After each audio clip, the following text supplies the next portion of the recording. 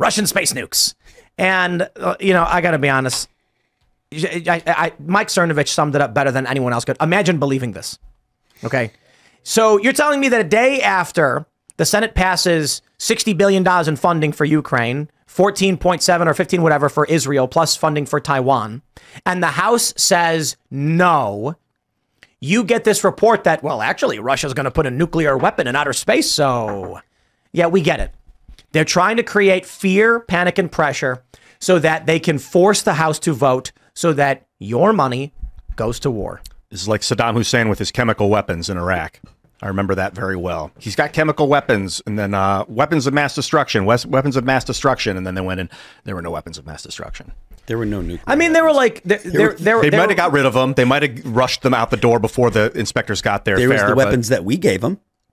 But there is an argument about what does it mean to have a weapon of mass destruction? Because some people have talked about chemical weapons or biological weapons, but you know the fear was that they'd have nuclear weapons or something. Yeah. You know, look, my friends in the deep state, it's not the Cold War anymore. I was born at the end of the Cold War, and I was but a wee child when the Cold War ended. How old were you? You're like what, like 10 years older than me, Phil? Yep. So you were like. So how old were you when the wall came down and the Soviet Union collapsed? 89, 14. Yeah, so like you actually like that happened, and for me I was like, nah. I had no idea what was going on. I think I was playing with Dupelos or something. I remember it. It was crazy to think because I was, and the funny thing is I was familiar with it. I feel like I was familiar with it because I was a big fan of that movie Gotcha, where they were in East and West Berlin and playing paintball. That was like my first introduction to East Germany, West Germany. But I remember it coming down, and you know, it was a big deal. Like, and I still feel like people have forgotten how big of a deal it was. Yeah, you know, it felt like war was over finally.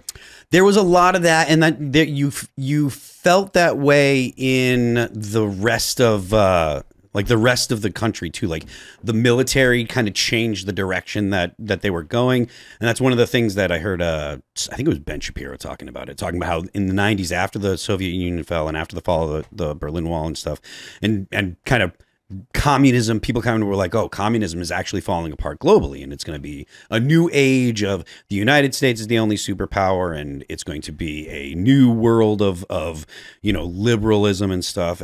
But when you guys were kids, was there a fear of a nuclear bomb dropping on your city? Not for me, yeah. Oh, there was. Because I mean, I lived right down the street from an Air Force base that had Westover Air Force Base in Chicopee, Massachusetts, has the longest runway in the Northeast. Wow. It's one of the alternate locations to land the space shuttle, and because of the length of the runway, B-52 bombers can land and take off and stuff from there. So that's a nuclear target. Like they're gonna, if during the Cold War it's like we're gonna shoot that because they got to get rid of the so I hear these stories from you know, people older than me about the drills, duck and cover, Soviet nuclear bomb, nuclear war. But I grew up I mean, I'm a small child when the Soviet Union collapses and the wall comes down and all that, and it was like I vaguely remember like sitting in my basement maybe or something. I never did duck and cover. Me neither. No, but I mean, like there was a fear of war. Yeah, and there was active proxy war going on. But I'm saying, like, for my life, there was no fear of nuclear bombs dropping on anybody. Yeah, makes sense. So I don't look. I'm going to be 38 in like 3 weeks. This idea of nuclear bombs in the sky does not resonate with me in any way.